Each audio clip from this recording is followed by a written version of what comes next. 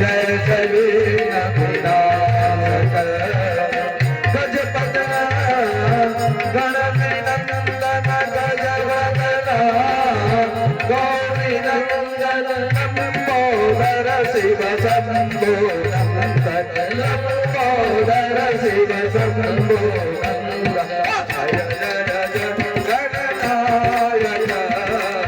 जय जय विनाशक जय जय गणनायक जय जय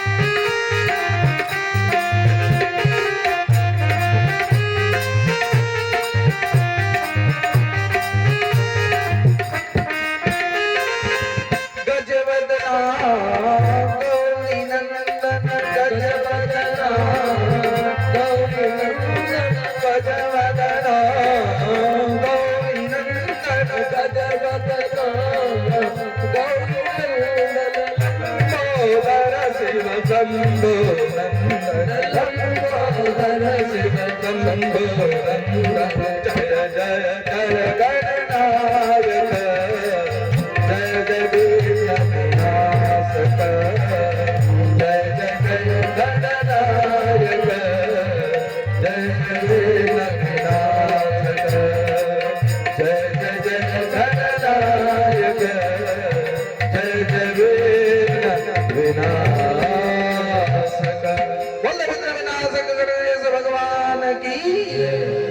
जय जय श्री राधेश्याम यदा मृधे कौरसृज्यण विरस्यतं वृकोदर विमर्दति धृतराष्ट्रपुत्रे। कहते हैं गणेश जी का आह्वान हुआ, गणेश जी आए। गणेश जी ने कहा कि आप जब तक बोलते रहेंगे हम लिखते रहेंगे, और आप चुप हो जाएंगे, रुक जाएंगे तो हम भी लिखना बंद कर देंगे।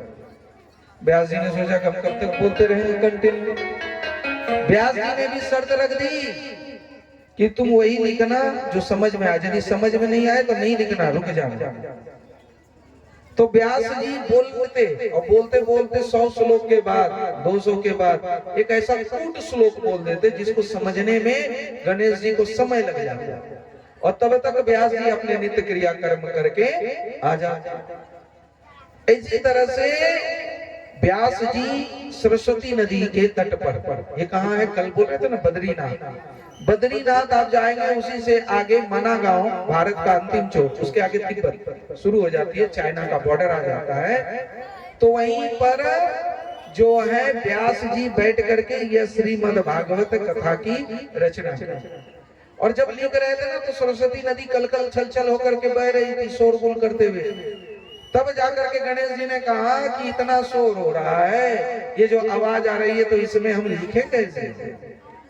और लिखने के लिए आपको या तो सरस्वती नदी को शांत रहने के लिए कहना होगा, और नहीं तो हमसे ही नहीं होगा। तब व्यास जी ने कहा है सरस्वती हमें बहुत महत्वपूर्ण कार्य करना है, इसलिए शांत हो जा, और नहीं तो फिर विलुप्त हो जाएगी, इसलिए शांत होकर के बह। उसी व्यास गुफा के बगल से सरस्वती नदी बहती है, और आज भी कोई आवाज नहीं है, बिल्कुल शांत है। भगवान नहीं है जो कहते हो ना, तो कुछ कुछ जगह जाओ और इसका दर्शन करो। कहते हैं ना तीर्थ जाने से क्या होता है, चक्र तीर्थ जाओ, वहां भी आपको जल घूमता हुआ नजर आएगा। आज भी कई ऐसे नीम के पेड़ हैं, शिरडी में तो है ही, और भी कई जगह हैं जहाँ का पत्ती खाओ तो नीम का पेड़ का पत्ती कड़वा नहीं मीठा लगता है। उसी तरह से आप यदि वृंदावन के रमन रेती चले जाओ, 21 फरवरी को चल रहे हैं, जिनको चलना हो संपर्क कर लीजिएगा, रामदेव बाबा से, हमसे भी कर सकते हैं। तो वहां पर रमन रेती में आप एक बार बालू पर लेट करके देखिए। जब आप बालू पर लेटेंगे तो आपको लगेगा कि एनर्जी आ गया, आप रोकना चाहें। हम भी इस सब बात को नहीं मानते थे, ये तो रामदेव बाबा और लोगों के कहने पर गए, प्रैक्टिकल करके देखे तब माने। और अब जब भी जाते हैं तो वहां पर लोगों से प्रैक्टिकल करवाते हैं कि तू बड़ा भगवान को नहीं मानता, मत मान, पर एक बार लेट, और लेटने के बाद वो भगवान का भक्त होकर के वापस आता है। अपने आप मोमेंटम हो जाता है जब तक उसको न रोके, और रुकने के बाद ही वो रुकता है। ऐसे ही आप जब बद्रीनाथ जाएंगे, उसके आगे जाएंगे, सम्यक प्राक गुफा, वेद उसको व्यास गुफा कहते हैं, जहाँ पर भागवत शास्त्र की रचना हुई, वहाँ सरस्वती नदी की एकदम बिल्कुल आवाज नहीं है। और उसी से आप थोड़ा सा आधा किलोमीटर जैसे नीचे जाएंगे, वहाँ फिर आवाज करने लगती है।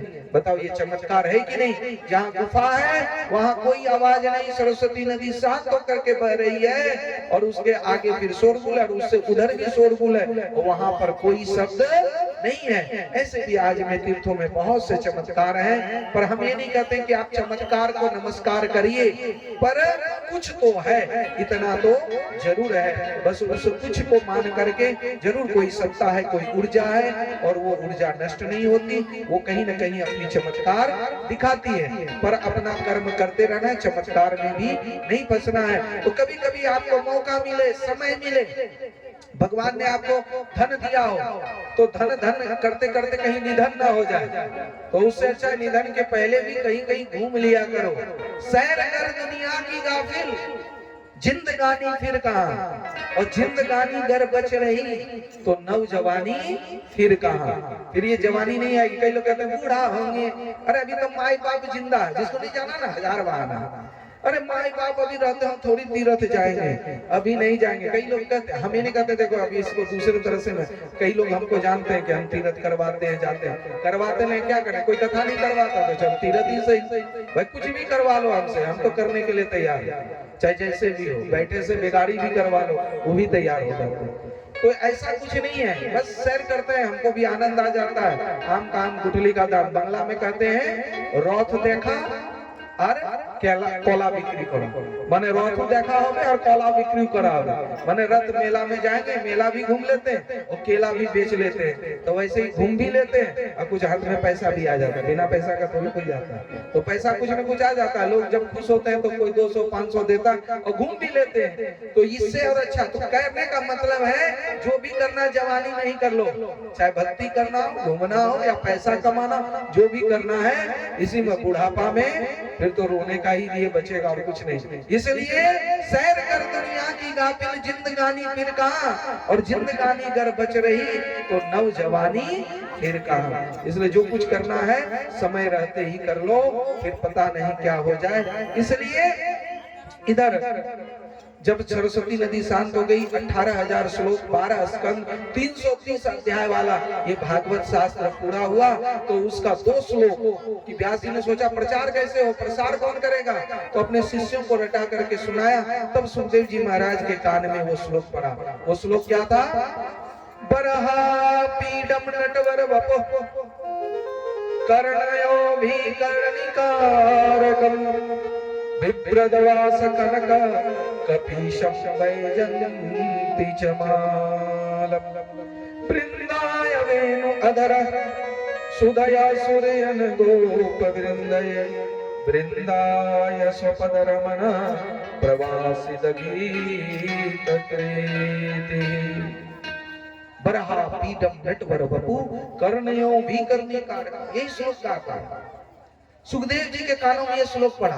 अरे भगवान इतने सुंदर, इतना मधुर, बरहा पीडम नटवर के जैसे, वपु वरन योग्य वरेण्यम, अरे तो इतने सुंदर हैं, तो वृंदाय स्वपद रमणम, क्यों ना उनका से दर्शन किया जाए। और ये श्लोक कहाँ का है, किसने इसकी रचना की? अरे भगवान के रूप माधुरी तो बड़े सुंदर है, उनके कनक वैजयंती च मालम, गले में क्या है? जो कनेर के फूल की माला है और वैजयंती की माला है, उनके चूल, उनके केस घुंघराले बड़ा सुंदर है। और जिनका स्वरूप इतना सुंदर होगा, पता नहीं स्वभाव सुंदर होगा कि नहीं।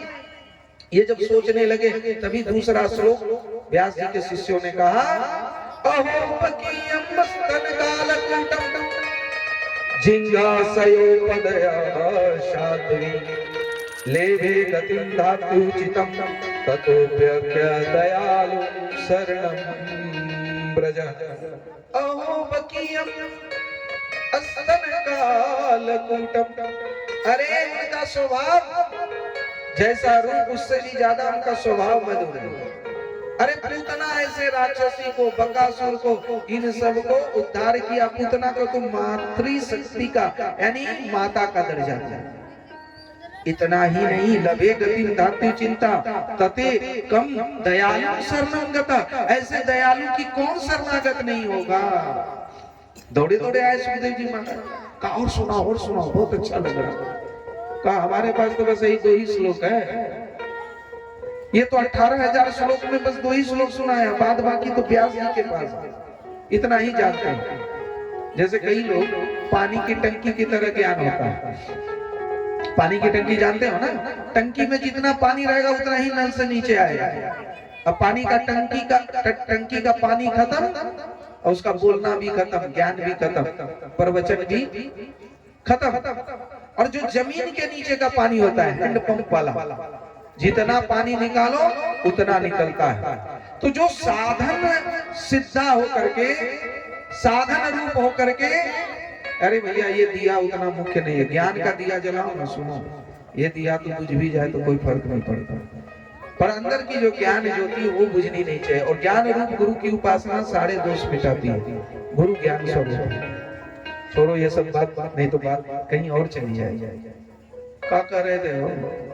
बोले प्रेम से वृंदावन बिहारी लाल की। हाँ, पानी टंकी का और एक जमीन का। तो ज्ञान भी वैसा होता है, एक रटा रटाया। एक जगह पानीपत में हम कथा करते हैं, वहां पर जो है सुभाष नगर है, परमहंस कुटिया।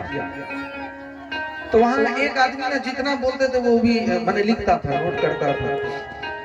तो हमने कहा कि क्यों नोट कर रहे हैं, क्या बात है? अरे हमारा रिकॉर्डिंग हो रहा है, श्यामा गोपाल यूट्यूब चैनल, वहीं सुन लेना। कहा कि नहीं हमको भी कथा करना है, बड़ी पैसा है कथा। तो ये हम जो है ना नोट करते हैं। तो हमने कहा इससे क्या होगा, इससे तो आप परमात्मा का स्वरूप समझ नहीं पाएंगे और कुछ नहीं, बस बोलने के लिए बोल लेंगे, वो बात अलग है। और आज भी देखो बहुत होता चना घना बज रहा है, साधना जीवन की है नहीं। उनसे पूछेंगे आप कितना साल तक साधना किए, क्या तपस्या किए, बस भागवत की कहानी कौन नहीं बोल सकता। आप भी बोलोगे, इससे अच्छा बोलोगे, ऐसी बात नहीं है। पर जो साधन ना करके जीवन में उसको चख करके, उसके स्वाद को चख करके बोला जाता है, उसका अनुभूति ही कुछ और होता है। और वो ज्ञान कभी समाप्त नहीं होता है। तो किनको गुरु बनाया, किनसे साधना की, इनका गुरु कौन है? आजकल तो बिना गुरु का भी लोग कथा कर रहे हैं, उनका गुरु का पता ही नहीं है, कहाँ से सीखे, शास्त्रीय सम्मत है कि नहीं, फिर उन्होंने उसको सीखने के बाद साधना की कि नहीं। आजकल तो भीड़ बड़ी, बाल गोपाल, कोई बच्चे को व्यासपीठ बता दे, कोई छोटा कथा करने लगे, अरे बच्चे कथा करे छे। हम ही नहीं कहते कि उनकी कथा मत सुनो, सब कुछ करो, पर कहानी तो आजकल छोटे बच्चे भी इंग्लिश में कितने फर्राटेदार बोलते हैं। ये टुनटुन और मनोज का कोचिंग का बच्चा क्या हमसे कम अंग्रेजी बोलता है क्या? और ये लोग भी कम है क्या? ये लोग तो नौकरी भी करेगा और एक दिन का तो कभी आज एक कोई भी नौकरी 40,000 से नीचे का तो होगा नहीं। तो एक दिन का कितना होगा कैलकुलेट कर लो। और हमारा तो एक दिन में उतना आता भी नहीं। पर कई लोग बोलते नहीं, बाप रे बाबा का तो बहुत पैसा चढ़ गया, बहुत पैसा, ऐसा टकिया कोठ होने लगा, खाली 50 से है। तो इस हिसाब से कुछ भी नहीं है महाराज, नहीं तो लोग नौकरी के लिए क्यों भागता? बाबा ही नहीं बन जाता सर, हम तो कहते बन जाओ बाबा, अच्छा है, वो भी लिखता था। तो वो पानी की टंकी के ज्ञान से कोई काम नहीं आता, जब जीवन में अनुभूति करके आता है